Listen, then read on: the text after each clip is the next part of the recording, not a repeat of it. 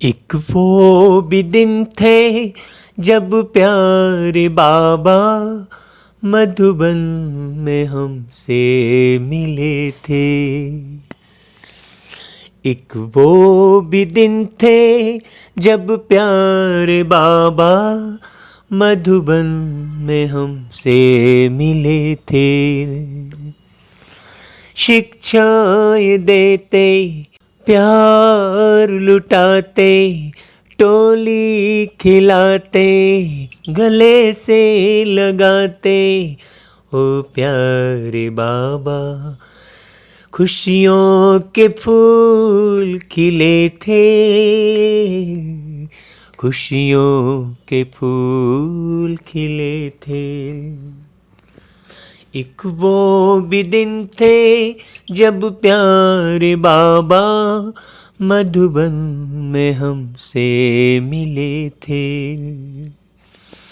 एक वो भी दिन थे जब प्यारे बाबा मधुबन में हमसे मिले थे। आ आ, हो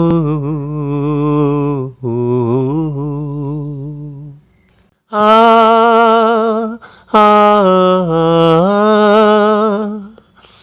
हो।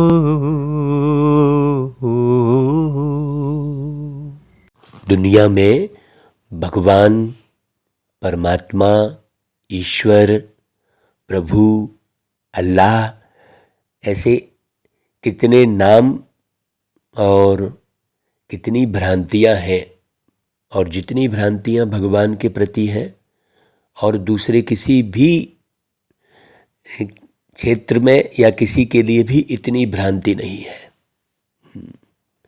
कहते हैं सबका मालिक एक है, तो जब सबका मालिक एक है तो उस एक को जानना समझना भी चाहिए भाई। जब सबका मालिक एक है तो उसका नाम भी एक होगा, उसका धाम भी एक होगा, है ना भाई, और उसका काम भी एक होगा।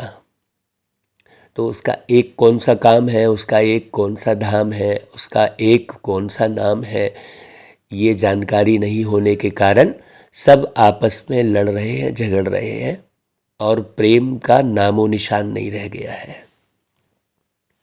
वापस इस दुनिया में प्रेम लाने के लिए और सुख शांति लाने के लिए परमात्मा बाप को, परमात्मा परम पिता को जानना, समझना और मानसिक बौद्धिक संबंध बनाना बहुत अनिवार्य है। मुख्य कार्य अभी ये बचा हुआ है, बाकी तो सब ढेर सारे कार्य हो चुके हैं। साइंस के ढेर आविष्कार हो गए हैं, न जाने अपने अपने धर्म के कितने ग्रंथ बन गए हैं, और बहुत सारे कार्य हो चुके हैं, लेकिन परमात्मा का जो परिचय है और जो मुख्य है वो अभी बिल्कुल नहीं है। आप विचार कीजिए, एक पिता के यदि 4 बच्चे हैं, 5 बच्चे हैं, तो वो एक ही नाम पांचों बोलेंगे ना। पांचों से पूछेंगे कि भाई आपके पिता का नाम क्या है, तो पांचों अलग अलग नाम थोड़ी बताएंगे, एक ही नाम बताएंगे।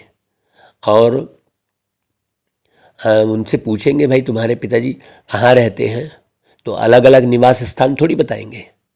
वो पांचों के पांचों एक ही निवास स्थान बताएंगे अपने पिता का, और पिता का नाम एक ही बताएंगे, और काम भी एक ही बताएंगे। भाई एक बेटा अपने पिताजी का कोई और काम करते हैं बताएगा, दूसरा कोई और करते हैं बताएगा, ऐसा थोड़ी होगा।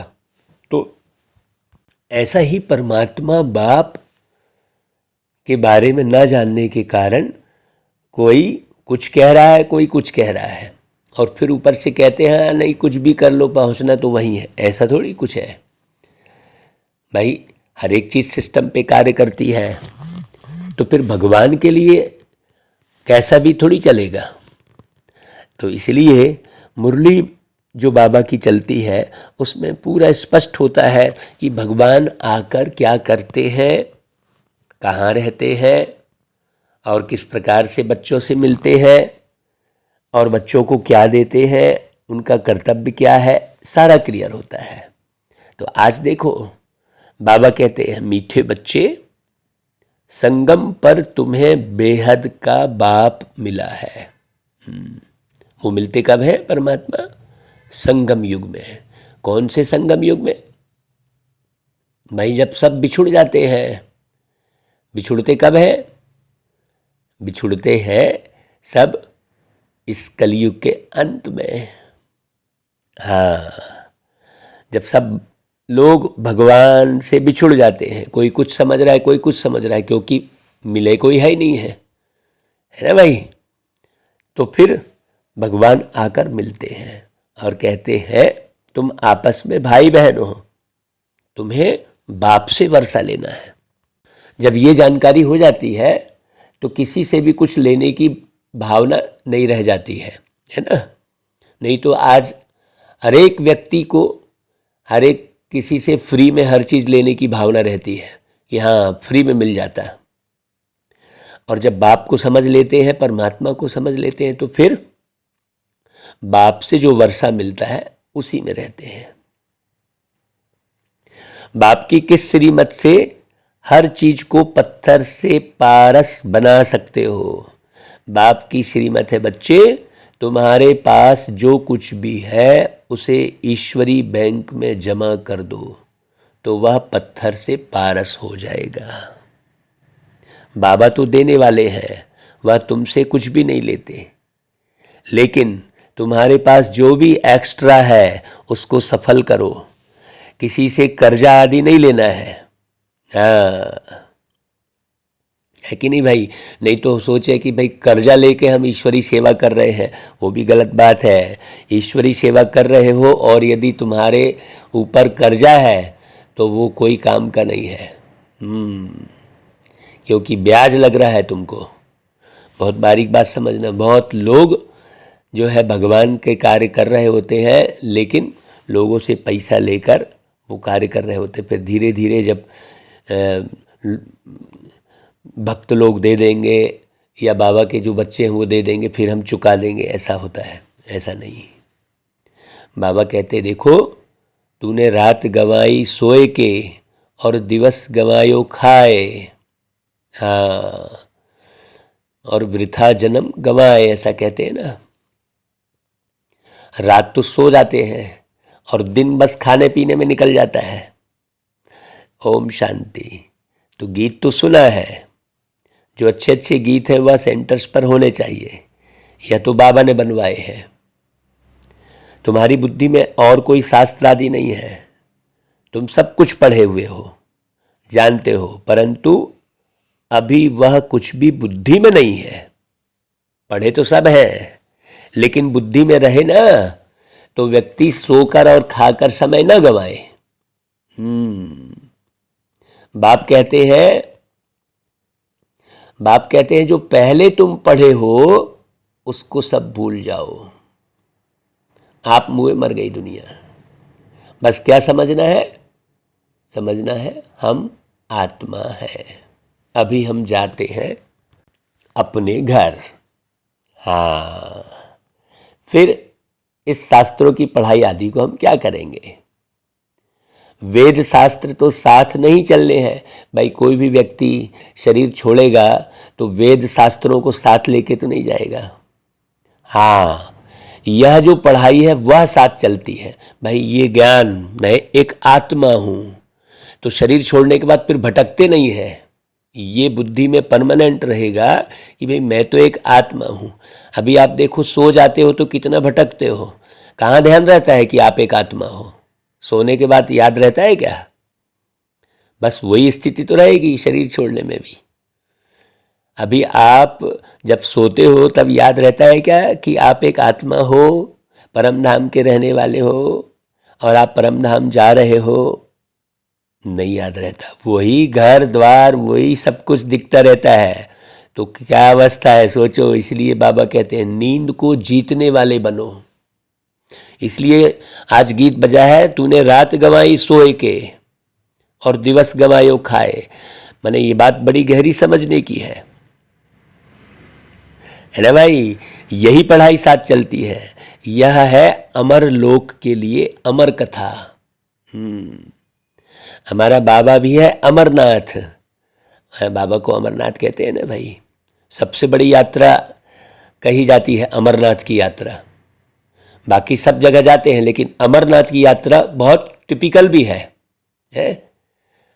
लौकिक में भी भक्ति में भी अमरनाथ की यात्रा सबसे ज़्यादा कठिन है। हाँ, तो हम सब पार्वतियाँ हैं, अमर कथा सुन रहे हैं, मतलब कभी मरने का भय नहीं, मरने का भान नहीं। अभी तो व्यक्ति शरीर छोड़ा और कहाँ गया क्या हुआ कुछ पता ही नहीं रहता उसको। तो अभी हम अमर कथा किनके द्वारा सुन रहे हैं? शिव बाबा के द्वारा। ये बुद्धि में परमानेंट जिसके रहेगा वो इसी में लगा रहेगा। शिव बाबा है ऊंचे ते ऊंचे, वह अमरनाथ है शिव बाबा। अमरनाथ पर बर्फ का लिंग बनाते हैं जिसकी पूजा आदि करते हैं। अब निराकार की पूजा थोड़ी ही हो सकेगी भाई, ऐसे नहीं अपने आप कोई शिवलिंग बन जाता है भाई, खुद बनाते हैं फिर झूठी बातें बहुत सुनाते हैं। अमरनाथ अथवा शंकर पार्वती वहाँ कहाँ से आए? वह तो कोई मानसरोवर नहीं, सच्चा सच्चा मानसरोवर तो यह ब्रह्मा का तन है भाई, जिनके शरीर में बाबा कहते हैं मैं बैठकर ये तुमसे बातें कर रहा हूँ। एकदम रियल बात ये समझो। तो निराकार शिव बाबा हैं ज्ञान के सागर। वह जब तक इनमें ना आए तब तक मानसरोवर कैसे हो? आत्मा में ज्ञान है परंतु सुनावे कैसे? कोई भी आत्मा, उसको एक शरीर चाहिए ना भाई। ऐसे ही परमात्मा ज्ञान के सागर है लेकिन बताए कैसे? बड़ी गहरी बात समझने की है। बाबा कहते हैं जब तक मनुष्य तन ना ले तब तक आत्मा सुना नहीं सकती। तो तुम सब हो ज्ञान मानसरोवर, परंतु नंबरवार पुरुषार्थ अनुसार है। अभी देखो रोज मुरली अमृत बेले पढ़ पढ़ के बाबा को अमृत बेले याद कर करके आत्मा कितनी पक्की हो रही है। अब आत्मा शरीर छोड़ेगी तो बहुत सुंदर तरीके से, हाँ अभी कल परसों ही हमने एक सुंदर बच्चे का साक्षात्कार किया। आपको बिल्कुल सच्ची बात बता रहे हैं। हाँ बिल्कुल मालूम पड़ा कि हाँ अब ये शरीर छोड़ के और फिर नए बच्चा बनने वाले हैं। पूरा पता है अच्छे से आत्मा को, मुझ आत्मा को पता है बहुत अच्छे से। ये पता कैसे है? लगातार ज्ञान योग में रहने वाली जो आत्मा है उसको पता रहेगा सब, आगे क्या पीछे क्या, इस जन्म क्या पिछले जन्म क्या, सब मालूम रहेगा। कितना हल्का रहेगी वो आत्मा, सोचो। और बाकी दुनिया भर की कथा कहानी में कोई हल्का थोड़ी होगा, वो तो कथा कहानी में ही पड़ा है। तो बाबा कहते हैं नंबरवार पुरुषार्थ अनुसार ही अवस्था बनती है। कोई बड़ी नदी है, कोई कैनाल है, कोई टुबका है, यह बाबा बैठ समझाते हैं। बच्चे जानते हैं हम हैं ब्रह्मा कुमार और ब्रह्मा कुमारी। ये भी ध्यान रहता है क्या कि भाई हम ब्रह्मा कुमार हैं? ये भी ध्यान रहता है कि सारा समय अपना वही नाम रूप दिखाई देता है? ये पूछो अपने आप से। और ब्रह्मा के पिता कौन है? ब्रह्मा का बाप है शिव। यह तो बुद्धि में है ना भाई कि हम शिव बाबा के पोत्रे पोत्रियां हैं। यूं तो शिव बाबा के बच्चे हैं लेकिन अभी शरीर में आए हैं। वह है निराकार, इसलिए उनके पोत्रे ब्रह्मा के बच्चे और बच्चियां हैं। तो हम भाई बहन ठहरे। सभी को वर्षा मिलता है दादे से, दुनिया में भी, यहाँ भी वही रीति है। लेकिन यहाँ बेहद का बाप बैठा है तो बेहद का वर्षा मिलता है। सारी दुनिया ही अपनी हो जाती है। कल ही शाम को चर्चा हो रही थी तो बता रहे थे कि भाई देखो यहाँ पर दुनिया भर के समाज, दुनिया भर की लेन देन, दुनिया भर के सामग्री देखो ढेर, कोई किसी से मिलता ही नहीं है। वो मानसिक बौद्धिक दिल का संबंध किसी का किसी से है ही नहीं। और सतयुग कितना प्यारा होगा सोचो। ऐसा थोड़ी होगा वहाँ कि नहीं यार ये ज़मीन मेरी वो तेरी, ऐसा थोड़ी होगा। सब अपने अपने पुरुषार्थ अनुसार, कोई तेरा मेरा नहीं होगा, सब अपने अपने हिसाब से रहेंगे बड़े शांति सुकून से। तो बाबा कहते हैं तुम यहाँ बैठे हो, जानते हो हम ब्रह्मा कुमार कुमारियाँ हैं, शिव बाबा हमारे दादा हैं। ऐसे जो निश्चय करते हैं उनको कहा जाता है ईश्वरी औलाद। बाकी और किसी ख्याल में नहीं रहेंगे वो। हाँ देखो बाबा मुरली में बहुत अच्छी अच्छी बातें समझाकर पूरा पक्का कराते हैं कि देखो तुमको ये पक्का है क्या कि तुम शिव बाबा के पोत्रे पोत्रियाँ हो, अभी शरीर में बैठे हो, फिर तुम बच्चे हो, बाद में जब शरीर छोड़ोगे तो फिर किसके बच्चे कहलाओगे? शिव बाबा के। तो ईश्वर से वर्षा पा रहे हैं। तो भाई बहन होने के कारण हम विकार में जा नहीं सकते, नहीं तो यह क्रिमिनल असॉल्ट हो जाए, उसको बहुत खराब कहा जाता है। इसलिए बाबा कहते हैं बच्चे खबरदार रहना, भाई बहन कहलाकर फिर अगर विकार में गए तो बहुत कड़ी सजा भोगनी पड़ेगी। स्पष्ट बाबा कहते हैं। देखो सदगुरु बाप का निंदक ठौर न पाए।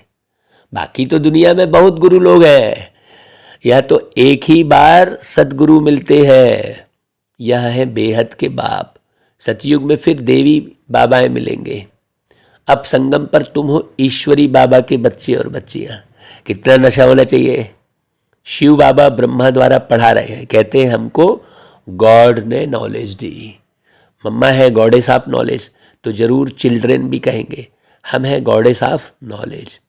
माता पिता नॉलेज दे रहे हैं सृष्टि चक्र की। गॉड ब्रह्मा को नहीं कहेंगे ना, गॉड तो एक है, बाकी रहे उनके बच्चे ब्रह्मा और ब्रह्मा कुमार कुमारियां, माने ब्रह्मा भी उनके बच्चे हैं। तो उस हिसाब से फिर ब्रह्मा बाबा क्या हो गए? बड़े भाई हो गए, दादा हो गए। दोनों बातें समझने की है। हाँ, अभी यह गॉडेस तो गुप्त है ब्रह्मा, और मम्मा गॉडेस ऑफ नॉलेज तो प्रत्यक्ष है। वास्तव में बच्चे तो तुम ब्रह्मा के ठहरे ना, उनको कहा जाता है गॉड ऑफ नॉलेज। उनको नॉलेज मिली किससे? शिव से। फिर भी ब्रह्मा को गॉड नहीं कह सकते, गॉड एक है। हाँ, तुम जानते हो कल्प पहले भी जरूर परमपिता परमात्मा ने ब्रह्मा द्वारा सृष्टि रची होगी, तो जरूर पहले पहले ब्राह्मण होंगे। देखो कल जो शाम को चर्चा कर रहे थे उसमें यही कह रहे थे कि ब्रह्मा को तो कोई ज्ञान नहीं था ना भाई, तो ज्ञान के सागर ब्रह्मा को तो नहीं कहेंगे ना। ब्रह्मा ने तो शिव बाबा से ज्ञान लिया ना, बाकी तो कुछ भी नहीं मालूम था ब्रह्मा बाबा को भी, कुछ भी थोड़ी मालूम था।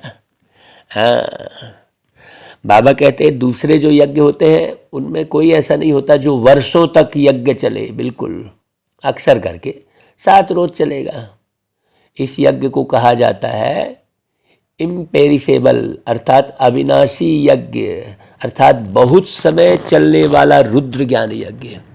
ज्ञान यज्ञ है ये, कितना समय चलने वाला है यह कोई नहीं जानते, अंत तक चलना ही है, जब तक पूरी सृष्टि का, ये कलयुगी सृष्टि का नाश ना हो जाए। हाँ, यह कोई नहीं जानते, अंत तक चलना ही है। इस पुरानी दुनिया की सामग्री पूरी स्वाहा होने वाली है, और कोई ऐसा रुद्र ज्ञान यज्ञ रच नहीं सकता। जितने भी सामग्री देख रहे हो सब मिट्टी में मिल जाने वाली है। भक्ति मार्ग में फिर इस नाम से छोटे छोटे यज्ञ रचते हैं, कोई रुद्र यज्ञ भी कहते हैं। रुद्र ज्ञान यज्ञ रचेंगे तो वहाँ गीता सुनाएंगे या वेद आदि सुनाएंगे। रुद्र ने तो गीता सुनाई है, परंतु फिर भूल जाते हैं, कृष्ण का नाम कह देते हैं। यह नहीं जानते रुद्र ज्ञान यज्ञ से सूर्यवंशी और चंद्रवंशी डिनाइस्टी बनी है, राजधानी बनी है। हाँ भाई, ज्ञान यज्ञ रचा, फिर उसके बाद क्या हुआ नहीं मालूम, तो पानी गिराने के लिए यज्ञ रच देते हैं। बताओ भला भाई, इस इतने साइंस के युग में रहने के बाद भी कितनी अंधश्रद्धा है।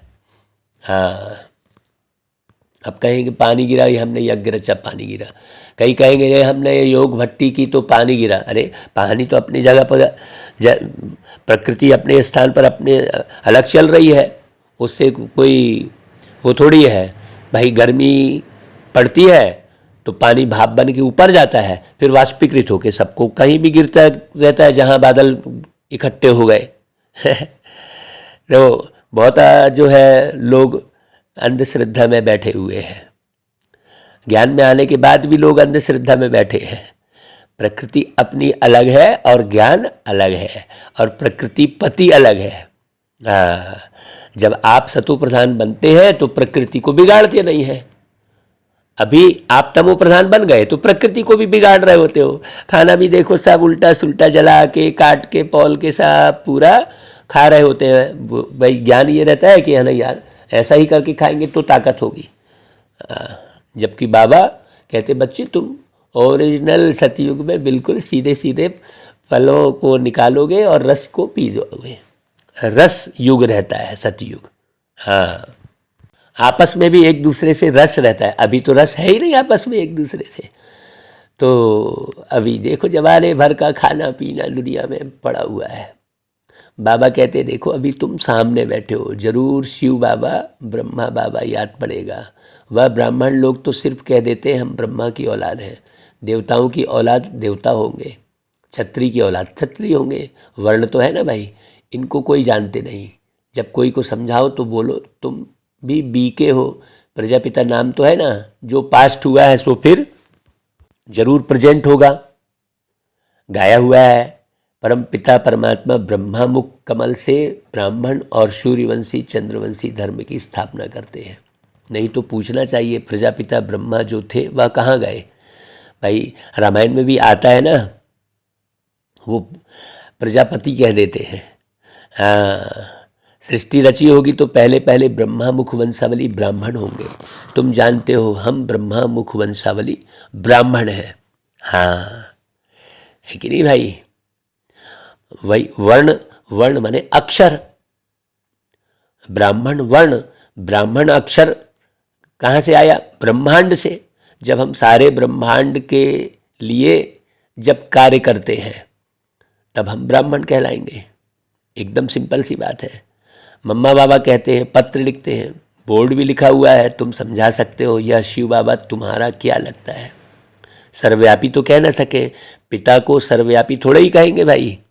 अच्छा भला ब्रह्मा तुम्हारा क्या लगता है? यह जरूर होकर गए हैं, तब तो यादगार बना हुआ है ना भाई। ब्रह्मा का मंदिर बना है कहीं, है ना, अजमेर में। और भी ब्रह्मा बैठाए जाते हैं, त्रिमूर्ति बैठाते हैं तो ब्रह्मा भी बैठाते हैं। अब फिर रचना रच रहे हैं तो हमारा बाप ब्रह्मा है, परम पिता परमात्मा ब्रह्मा मुख कमल द्वारा पढ़ा रहे हैं। हम उन द्वारा राजयोग सीखते हैं, तो तुम भी सीखो। तो 21 जन्मों के लिए बाप से वर्षा पाएंगे, नहीं तो नहीं पाएंगे। कोटों में कोई आकर ही ज्ञान सुनेंगे। जो ब्रह्मा की औलाद 5000 वर्ष पहले बने होंगे, सूर्यवंशी चंद्रवंशी पद जिन्होंने पाया होगा वही पाएंगे। अभी तो नहीं है ना, फिर से बनेंगे।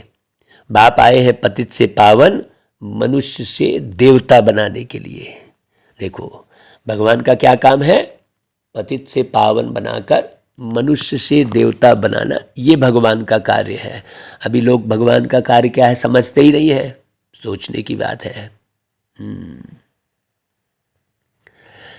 तो बाबा कहता है देवता बनाने के लिए फिर भी ब्रह्मा ही चाहिए। हम बीके अब ईश्वरी औलाद हैं, यज्ञ रचा है तो ब्राह्मण जरूर बनेंगे। ब्राह्मणों की चोटी है ना भाई, चोटी भी ब्राह्मणों में ही दिखाते हैं।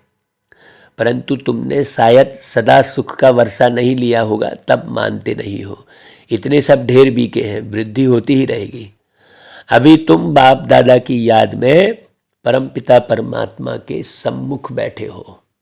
इसको कहा जाता है ओमनी प्रेजेंट। हुजूर तो अभी हाजिर है ना। क्या करते हैं? जरूर कर्म करते होंगे। कर्म अकर्म विकर्म का राज समझा रहे हैं सम्मुख। परमात्मा ही मनुष्य सृष्टि के बीज रूप है, जिसमें सारे सृष्टि के आदि मध्य अंत का ज्ञान है। वह नॉलेजफुल है। तो भगवान जो है नॉलेजफुल है, लेकिन ऐसे नहीं कि भाई हर एक मनुष्य की बुद्धि में क्या है वह जानेंगे। नहीं, बाप कहते हैं मैं आकर तुम बच्चों को राजयोग और ज्ञान सिखलाता हूँ, जिस योग लगाने से तुम पावन बन जाएंगे और इस सृष्टि चक्र को समझने से प्योरिटी का ताज और रतन जड़ित ताज आ जाएगा। इसको अविनाशी ज्ञान रत्न कहते हैं। भाई योग से हेल्थ और ज्ञान से वेल्थ मिलती है। हेल्थ वेल्थ है तो हैप्पीनेस भी है। फिर तुमको हेल्थ वेल्थ हैप्पी सब कुछ मिलता है। बाबा कह रहे हैं मिलता है, जबकि अगर जो बच्चा अच्छे से अनुभव करेगा तो अभी मिल गया है। हेल्थ वेल्थ हैप्पीनेस है ना भाई। हम भाई शरीर से अलग तो शरीर अलग तो पता ही नहीं चलता है भाई, है ना। स्वस्थ मतलब हम स्व में स्थित रहते हैं तो कुछ पता ही नहीं चलता है। हाँ, योग से विकर्म विनाश हो और लाइट का ताज आ जाएगा। देवताएं एवर हेल्दी वेल्दी रहते हैं, स्वदर्शन चक्रधारी बनते हैं और ज्ञान रत्न धारण करते हैं, जिससे तुम वेल्दी बन जाएंगे। इसको ही नेचर क्योर कहा जाता है। हाँ भाई, नेचर माने स्वभाव। स्वभाव किसका? आत्मा का ही ना भाई, है ना, शरीर का थोड़ी। शरीर तो जल गया, शरीर को तो ले जाके जला देते हैं, सीधी सी बात है। शरीर का कोई स्वभाव थोड़ी है, स्वभाव तो आत्मा का है ना। तो आत्मा पवित्र हो गई, फिर शरीर भी पवित्र मिलेगा। उनको कहा जाता है देवता। पवित्र भी है तो हेल्दी वेल्दी भी है। सतयुग में भारतवासियों की आयु 150 वर्ष थी, अभी तो भोगी बन गए हैं, तो अकाले मृत्यु हो जाता है। वह थी पवित्र दुनिया और यह है अपवित्र दुनिया। भाई यहाँ पर देखो आप, सवेरे सवेरे कोई माइक में चिल्ला रहा है भगवान के लिए, है, तो कोई मंदिर में जाके आवाज़ लगा रहा है, तो ढूंढ रहे हैं ना। और हम बाबा के बच्चे मिलन मनाते हैं चुपचाप सवेरे उठकर, ना कोई आवाज़, ना कुछ ना कुछ। सोचो कितना अंतर हो गया। ना हमें कोई घंटा बजाना, ना कोई घड़ियाल है, ना हमें कोई माइक चिल्लाना है। और बाकी देखो कैसे ढूंढ रहे हैं लोग। तो जरूर प्यारे पिता परमात्मा आकर बच्चों को ऐसा कुछ देते होंगे ना, तब तो ढूंढ रहे हैं सब लोग। सोचने की बात है। तो बाबा के बच्चों को कितना नशा में रहना चाहिए भाई। बाप कहते हैं जब धर्म ग्लानि होती है तो मैं आता हूँ। अपने बड़ों को गाली देना या भारत में ही होता है, यदा यदा ही धर्मस्य, ये गीता में लिखा है, यहाँ की ही बात है। बाप बैठ समझाते हैं कि माया ने बिल्कुल क्या किया है, कपूत बना दिया है। कपूत भ्रष्टाचारी को कहा जाता है। फिर श्रेष्ठाचारी कौन बनाएगा? नई दुनिया श्रेष्ठाचारी है, नई सो पुरानी जरूर बनती है। पुरानी जड़जड़ीभूत जरूर होती है, हर चीज़ ऐसे होती है, सब कुछ खत्म होना ही है। इस शरीर की भी तुमको पालना करनी है और साथ साथ यह पढ़ाई भी करनी है। ऐसे बहुत बच्चे हैं जो गृहस्थ व्यवहार में रहते नौकरी आदि करते हैं, फिर ऊंच पद पाने के लिए श्रीमत पर भी पूरा चलते हैं। बाबा को मालूम होगा तो राय देंगे, इस हालत में ऐसे करो, बताएंगे बाबा हमारे पास यह है। बाबा कहेंगे अच्छा भल मकान बनाओ, बच्चे आदि नहीं है तो मकान किस लिए कहेंगे, अच्छा सेंटर खोल दो भाई, बहुतों का कल्याण हो जाएगा। एक कमरा ज्ञान देने के लिए रखो, प्रॉपर्टी तुम्हारी ही रहेगी, सिर्फ सर्विस अर्थ इन्हों को दे दो, भल किराया भी ले लो। बोल रहे बाबा देखो, किराएदार को कभी धनी है मालिक दखलंदाजी नहीं करते हैं, है ना, इंटरफेयर नहीं करते हैं। ऐसे सेंटर खोलते जाओ, पहले तो सेंटर की पूरी संभाल करो, फिर कुछ बचत है तो बाप को मदद करनी चाहिए, है तो भल दे सकते हो। सेंटर पर मदद देने से भी तुम्हारा भविष्य बनता है। एक्स्ट्रा है तो उनको सफल करना है, नहीं तो खत्म हो जाएगा। मनुष्य दान करते हैं तो दूसरे जन्म में उसका फल मिलता है। यह भी करते हो सेवा अर्थ, तो इनका भविष्य 21 जन्म लिए मिलता है। बाकी बच्चों को कभी किसका कर्जा नहीं रखना है। कर्ज है मर्ज, कर्जी को बहुत फुरना रहता है, कर्ज ना दे तो इज्जत चली जाए। मनुष्य तो बहुत कर्जा उठाते हैं, शादियों पर तीर्थों पर बहुत खर्चा करते हैं, बाकी पेट अथवा रोटी पर तो कोई ज़्यादा खर्चा होता ही नहीं है। फजूल खर्चा बहुत करते हैं, शादी तो पूरी बर्बादी हो जाती है। गरीब थोड़े पैसे से ही काम चलाते हैं। तुम भी बाप की राय लेते चलो, कोई भी खराब आदत, देखो बाबा आज स्पष्ट कह रहे हैं, बहुत चाय पीना सिगरेट पीना यह कोई आदत नहीं होनी चाहिए, श्रीमत पर चलना चाहिए। मनुष्य पैसा इकट्ठा करते हैं, तुम्हारी यह है नंबर 1 बैंक, इसमें 4 आना डालो तो भविष्य में हीरा बन जाएगा, पत्थर से सोना बन जाता है। तुम्हारी हर चीज़ को पारस बना देते हैं, पारसनाथ कहते हैं ना बाबा को। तो शिव बाबा का भंडारा सदैव भरपूर है, ढेर बच्चे हैं, भंडारा कैसे खुटेगा, इम्पॉसिबल है। फालतू तो कोई से लेना नहीं है, महल थोड़े ही बनाने हैं, बाबा है देने वाले, काम में आना होगा तो लेंगे, नहीं तो क्यों लेंगे जो फिर वापस देना पड़े। हाँ, सबसे बड़ा हिसाब किताब रखने वाले हैं बाबा, एक एक पाई पाई का। कल शाम को जो चर्चा हो रही थी तो उसमें यही बात हो रही थी कि भाई एक एक बारीक बारीक हिसाब रहता है। आपने दृष्टि खराब कर दी, मुंह टेढ़ा कर दिया, आंख तिरछी कर दी, वो सब हिसाब बनता है। केवल पैसे का लेन देन का ही हिसाब नहीं बनता है, हर एक चीज का हिसाब बनता है। हाँ, और कई गुना रिटर्न देना होता है। आपने किसी का 5 रुपये रख लिया तो 15,000 भी रिटर्न में देना पड़ जाएगा तुमको। बहुत अच्छे से समझना, बहुत बारीक है। भगवान के घर में हिसाब, भगवान बहुत बिंदु है ना, भगवान अति सूक्ष्म है, तो हिसाब भी अति सूक्ष्म होता है। इसलिए बहुत सावधानी से चलना बोलना चाहिए। जो बाबा की मुरली रोज सुनेंगे, पढ़ेंगे, अनुसरण करेंगे, बहुत मनन चिंतन करेंगे, वही एक्यूरेट चल पाएंगे। ज्ञान तो बाबा ही आकर बताते हैं भाई। हाँ, अच्छा भाई, बाबा फिर याद प्यार देते हैं मीठे मीठे। सिकिलरे बच्चों प्रति मात पिता बाप दादा का याद प्यार और गुड मॉर्निंग। रूहानी बाप की रूहानी बच्चों को नमस्ते, और हम रूहानी बच्चों की रूहानी मात पिता बाप दादा को याद प्यार गुड मॉर्निंग और नमस्ते। धारणा के लिए मुख्य सार देखो भाई, कोई भी खराब आदत नहीं रखनी है। जैसे बाबा ने सिगरेट आदि का उदाहरण दिया। श्रीमत पर अपना एक एक पैसा सफल कर भविष्य के लिए जमा करना है। दूसरी पॉइंट, ईश्वरी कुल का बन कोई भी आसुरी कार्य नहीं करना है। सदगुरु के निंदक कभी नहीं बनना है। फिर वरदान, मेरे को तेरे में परिवर्तन कर सर्व आकर्षण मुक्त बनने वाले डबल लाइट भव। देखो भाई, लौकिक संबंधों में सेवा करते हुए सदा यही स्मृति रहे कि ये मेरे नहीं है, सभी बाप के बच्चे हैं। तो उनका कितना रिगार्ड रहेगा भाई, ये बाप के बच्चे हैं, बाप ने इनकी सेवा अर्थ हमें निमित्त बनाया है। घर में नहीं रहते हैं लेकिन सेवा स्थान पर रहते हैं, तो बस मेरा सब तेरा हो गया। शरीर भी मेरा नहीं, मेरे में ही आकर्षण होती है। जब मेरा समाप्त हो जाता है तब मन बुद्धि को कोई भी अपनी तरफ खींच नहीं सकता। मुख्य बात है देखो, ब्राह्मण जीवन में मेरे को तेरे में बदलने वाले ही डबल लाइट रह सकते हैं। अच्छा भाई, स्लोगन, विघ्न प्रूफ बनने के लिए दुआओं का खजाना जमा करो। हाँ, अच्छा भाई, लवलीन स्थिति का अनुभव करो। किसी भी बात के विस्तार में ना जाकर विस्तार को बिंदी लगाए बिंदी में समा दो। बिंदी बन जाओ, बिंदी लगा दो, बिंदी में समा जाओ, तो सारा विस्तार, सारी जाल सेकंड में समा जाएगी और समय बच जाएगा, मेहनत से छूट जाएंगे। बिंदी बन बिंदी में लवलीन हो जाएंगे। कोई भी कार्य करते बाप की याद में लवलीन रहो। हाँ, दुआएं कैसे जमा होती हैं, इसके लिए भी बहुत पढ़ाई चाहिए। जब तक दुआएं जमा नहीं होंगी आपका जीवन सुखी हो ही नहीं सकता, आपको शांति अंदर की मिल ही नहीं सकती। जरा में आप अशांत हो जाएंगे, हड़बड़ा जाएंगे, क्या होगा कैसे होगा ऐसा।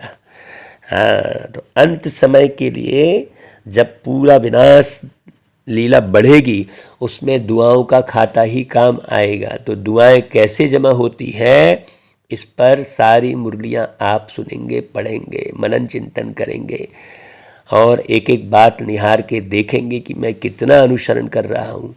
सब बातों को लेकर, खाना पीना, चलना बोलना, उठना, देखना, सुनना, सब के लिए बाबा ने श्रीमत दी हुई है। तो उसी आधार पर यदि आप चलते हो जैसा बाबा कहते हैं तो आपके पास दुआओं का खजाना बिल्कुल जमा होगा। अच्छा भाई, ओम शांति।